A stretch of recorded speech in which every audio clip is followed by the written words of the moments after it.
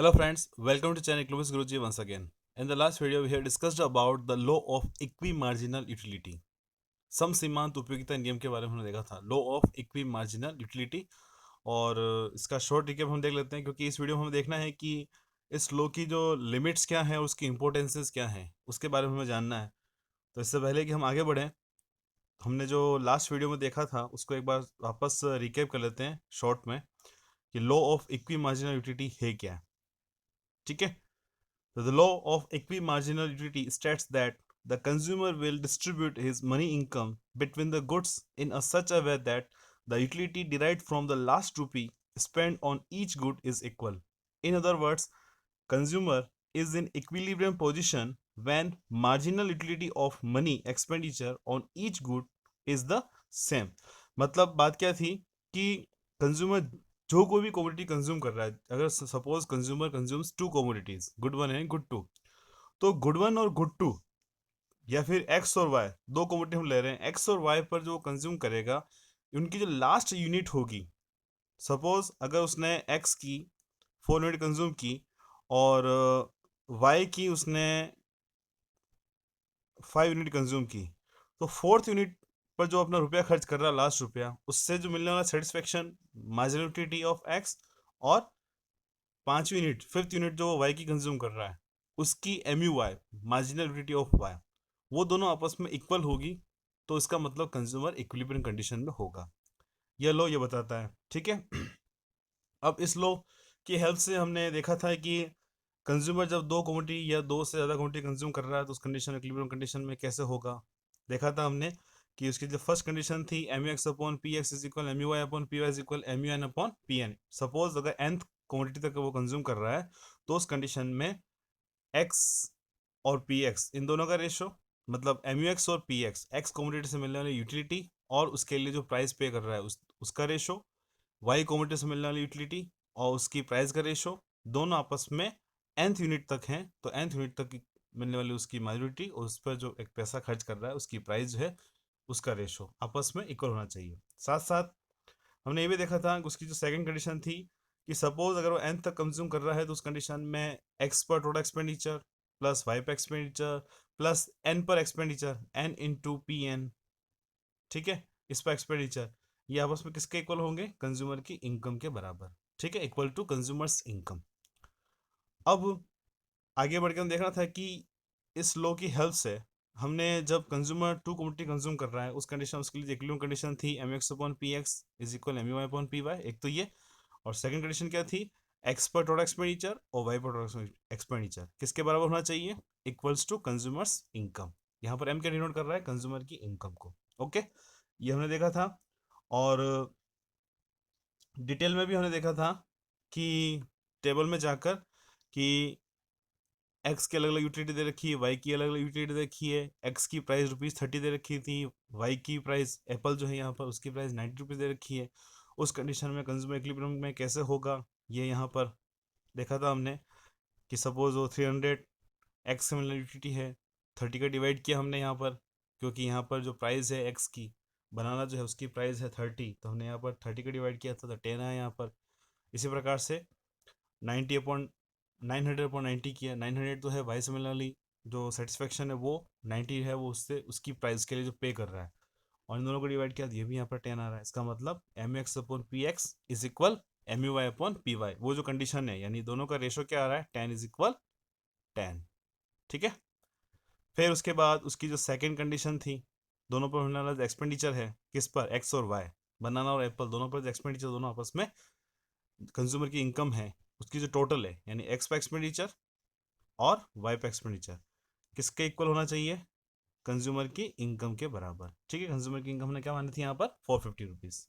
Okay, तो आपने video नहीं देखा है, इस चैप्टर से रिलेटेड वीडियोस अगर आपने नहीं देखे हैं और फर्स्ट चैप्टर भी नहीं देखा है, तो फर्स्ट चैप्टर की प्लेलिस्ट का लिंक और साथ साथ इस सेकंड चैप्टर के जो पास्ट वीडियोस हैं, पिछले जो वीडियोस हैं, उनके लिंक भी मैं इस वीडियो के डिस्क्रिप्शन में मेंशन कर रहा हूँ, ताकि आप उन वीडियोस तक जाकर आसानी से उनको समझ सकें, आपको उसमें पहुंचने में सहायता मिल जाए, है ना, हेल्प मिल जाए। तो देखते हैं इस वीडियो में आगे हम, अब इस लॉ की लिमिट्स क्या हैं। यानी लॉ तो इंपॉर्टेंट तो बहुत है, परंतु इसकी कुछ सीमाएं हैं, लिमिटेशंस हैं। तो उसमें फर्स्ट क्या है, imperfect knowledge of optional preferences. हम ये मानते हैं कि कंज्यूमर के पास जितनी भी प्रेफरेंसेस हैं, जितने भी उसके पास अवेलेबल बंडल्स हैं, वो सब जानता है, परंतु एक्चुअल कंडीशन में, रियल वर्ल्ड में ऐसा पॉसिबल नहीं होता है। तो the law is based on the belief that the consumer has complete information of alternative choice. हम ये मानते हैं कि कंज्यूमर के पास जितनी भी अल्टरनेटिव चॉइसेस हैं उनके बारे में पूरा नॉलेज है, वो पूरा जानता है कि उसके पास अलग अलग कौन कौन से बंडल्स कॉम्बिनेशन उसके पास अवेलेबल हैं, परंतु रियल कंडीशन में ऐसे देखने को नहीं मिलता है। In the reality the consumer is unaware of the alternative, है ना, unaware of the alternative option. उसके पास जितने भी ऑप्शंस होते हैं, जितने भी बंडल्स होते हैं, उसके बारे में उतना वो अवेयर नहीं होता है। जैसे कि बाजार में वो 200 रुपये ले गया, 200 रुपीज़ ले गया, ठीक है, और वो एक्स और वाई दो क्वांटिटी कंज्यूम करना चाहता है। एक्स तो यहाँ पर हो गया बनाना और वाई हो गया यहाँ पर एप्पल। तो उसे पता थोड़ी कि इन 200 रुपीज़ में से कौन कौन सी कॉम्बिनेशन उसको मिल जाएंगी, एक्स की कितनी क्वांटिटी मिल जाएगी, 1 kg बनाना है कि प्लस 1 kg एप्पल है, या 2 kg बनाना 2 kg एप्पल। ऐसा कोई वास्तव में ऐसा नहीं करता। उसके पास जो भी अवेलेबल चॉइस होती है, एक दो कॉम्बिनेशन होते हैं, वो अपने माइंड में रखता है, उसके अकॉर्डिंग वो खर्च करता है। बाकी कोई भी कंज्यूमर एक्चुअल कंडीशन देखें तो पेपर या कॉपी पर अपने जो भी ऑप्शनल बंडल्स होते हैं उनको कभी भी उतार कर कंपेयर नहीं करता है कि मेरे को कहाँ ज़्यादा मिलेगा। ठीक है, next, all consumers are not rational. अब हम ये मान भी लें कि कंज्यूमर ऐसा करते हैं, पर जरूरी नहीं कि सभी कंज्यूमर इतने रैशनल हो, इतने विवेकशील हो, इतना वो कर सकते हो। In this law the consumer has been considered as rational. हमने क्या माना है, कंज्यूमर रैशनल है, विवेकशील है, यानी वो अपने रुपए को, अपनी इनकम को सभी अल्टरनेटिव चॉइस को देखने के बाद ही डिसाइड करता है कि मेरे को कौन सा बंडल चूज करना चाहिए जहां से मेरे को मैक्सिमम सेटिस्फेक्शन मिले। परंतु रियल वर्ल्ड में ऐसा नहीं होता है। हम ये मानते हैं कि कंज्यूमर रैशनल है, विवेकशील है, हर आदमी इतना रैशनल नहीं होता है।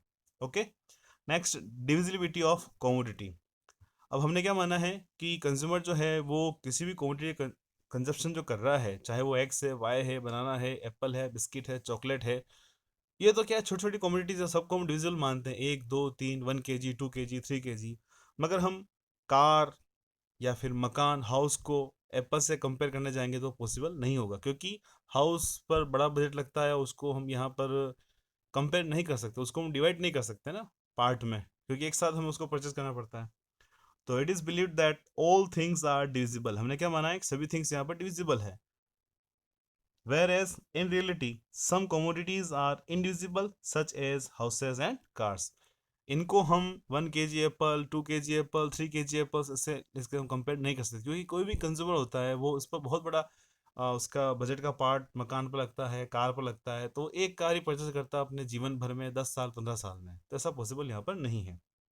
Okay, now next, the marginal utility of money is stable.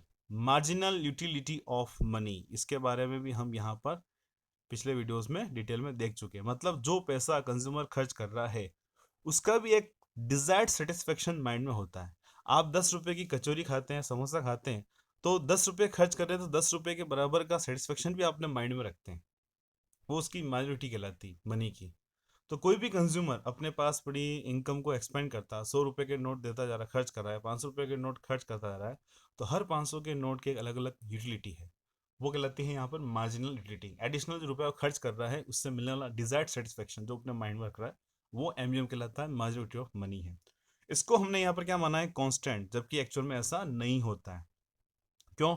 क्योंकि अपने पास, जैसे कि सपोज अपने पास 10 नोट हैं 500 के, ठीक है, और हम जैसे जैसे खर्च करते जाएंगे 500 रुपए के नोट, जो 9 नोट बचे, फिर 8 बचे, 4 बचे, और लास्ट के दो दो नोट बचेंगे, उसकी यूटिलिटी आपके लिए बहुत ज़्यादा होगी। यानी कुल मिलाकर जैसे जैसे हम किसी कमोडिटी पर अपने पास पड़े इनकम को खर्च करते जाते हैं, तो रिमेनिंग अमाउंट जो होता है अपने लिए बहुत ज़्यादा इंपॉर्टेंट होता है। इसका मतलब हर एडिशनल यूनिट जो हम खर्च कर रहे हैं किसी कमोडिटी पर, उस हर एडिशनल यूनिट रुपीज़ की जो सेटिस्फेक्शन, डिजायर्ड सेटिस्फेक्शन, वो बढ़ता जाता है। हमने यहाँ पर क्या माना है, वो कांस्टेंट है, जो कि रियल वर्ल्ड में ऐसा नहीं होता है, क्योंकि हम कांस्टेंट नहीं मानेंगे तो कोई भी कंज्यूमर एडिशनल कमोडिटी कंज्यूम नहीं करेगा। ओके, नाउ नेक्स्ट है अनसर्टेन बजट ड्यूरेशन। अब बजट ड्यूरेशन वो अनसर्टेन मानी जाती। जनरली हम कौन सी क्वांटिटीज ले रहे हैं, जो एक साल में कोई कंज्यूमर उसके पास टोटल जो बजट था या महीने भर में उसकी जो इनकम आई उसने उस पर खर्च किया। तो ऐसी कमोडिटीज को लेते हैं, सब्जियां हो गए, दूध हो गए, उसको हम यहाँ पर कंपेयर कर सकते हैं, बिस्किट हो गए, चॉकलेट हो गए। मगर हाउस को देख लें, कार को देख लें, तो इनकी जो बजट जो होता है, यानी हम जो खर्च तो करते हैं एक बार, यानी कोई पर्सन एक बार खर्च करता है, पर उसका कंजप्शन वो जरूरी नहीं कि वो 1 ईयर में ही उसको कंज्यूम कर ले, उसका कंजप्शन वो सालों साल करता रहता है। ठीक है।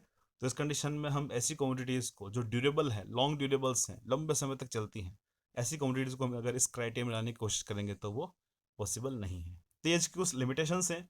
Now next, importances of the law of equimarginality. अब इस लॉ की इंपॉर्टेंसेस क्या क्या हैं वो हमें यहाँ पर देखनी है। ये लॉ कहाँ कहाँ काम आता है। फर्स्ट है, the law of equimarginality is applicable in all areas of economics like consumption, production, exchange and distribution. Consumption में तो आते ही, ये भी देखा हमने। फिर आता है प्रोडक्शन में, मतलब कोई भी प्रोड्यूसर अपने जो भी फैक्टर्स ऑफ प्रोडक्शन है या लेबर है, उन लेबर को दो कमोडिटीज के प्रोडक्शन पे इस प्रकार से लगाएगा कि उसे मैक्सिमम प्रोडक्शन मिल सके। ठीक है। फिर डिस्ट्रीब्यूशन में भी यही है, एक्सचेंज में भी यही है। इसके जो डिफरेंट लॉज हैं डिस्ट्रीब्यूशन में, ऐसे है कि जो भी इनकम, नेशनल इनकम जनरेट हुई है, या किसी भी मैनेजर के पास, किसी भी इंटरप्रेन्योर के पास जो पैसा आया है टोटल इनकम के रूप में, तो वो अपने फैक्टर्स ऑफ प्रोडक्शन में इस प्रकार से उनको एलोकेट करेगा, डिस्ट्रीब्यूट करेगा कि जो मैक्सिमम सेटिस्फेक्शन या मैक्सिमम रिटर्न मिल सकता है, फर्म को प्रॉफिट मिल सकता है, उसको मिल सके। तो यहाँ पर थोड़ा सा काम आता है। फिर नेक्स्ट है, this law is used by a producer to maximise production which its limited resource. अभी मैंने आपको बताया, ठीक है, कि जो भी प्रोड्यूसर है वो अपने लिमिटेड रिसोर्सेज को, लिमिटेड फैक्टर्स ऑफ प्रोडक्शन को इस प्रकार से एलोकेट करेगा ताकि जो भी गुड्स प्रोड्यूस कर रहा है, कोई भी प्रोड्यूसर सिंगल कमोडिटी प्रोड्यूस नहीं करता। आज हम देखते हैं वो मल्टी प्रोड्यूसर होता है, मल्टी कमोडिटी प्रोड्यूस करता है। तो उस कंडीशन में अपने रिसोर्सेज को इस प्रकार से वो इंगेज करना चाहेगा, एलोकेट करना चाहेगा कि जो कमोडिटीज उसने चूज की है प्रोडक्शन के लिए, वो उसे मैक्सिमम प्रॉफिट दे सके। Now next and last, decisions between savings and consumption can also be made by using this law। मतलब लास्ट वाला, थर्ड वाला क्या बता रहा है कि कोई भी कंज्यूमर कितना पैसा बचाए, कितना पैसा खर्च करे, एज अ सेविंग और एज ए कंजप्शन एक्सपेंडिचर के रूप में कितना रखे, ताकि उसे मैक्सिमम सेटिस्फेक्शन यहाँ पर मिल सके। ठीक है। तो अब माइंड में रफली आइडिया को लेते हुए इस प्रकार से वो चलता है। ओके।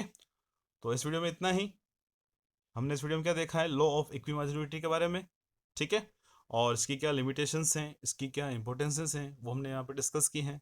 आगे आने वाले नेक्स्ट वीडियो में हम जानेंगे कि इसकी जो सेकंड अप्रोच है कंज्यूमर इक्विलिब्रियम की, थ्रू इंडिफरेंस का एनालिसिस, इसमें हम जानेंगे कि किस प्रकार से बेटर है, और ये जो अप्रोच है बेटरमेंट के साथ साथ कैसे कंज्यूमर इक्विलिब्रियम के बारे में ईजी वे से अपने माइंड में इसको समझाते हैं, समझता है उससे। ठीक है। मिलते हैं नेक्स्ट वीडियो में। इस वीडियो में इतना ही। अगर आपको वीडियो अच्छा लगा है तो इसे लाइक जरूर करें, वोट जरूर दें, और नहीं अच्छा लगा है तो कोई बात नहीं, डिसलाइक करें। और इससे रिलेटेड कोई आपके माइंड में कमेंट आता है कि वीडियो कैसा बना है, क्या इंप्रूवमेंट चाहिए, कैसा आपको लगता है इस वीडियो के बारे में, तो आप कमेंट बॉक्स में कमेंट जरूर करिए।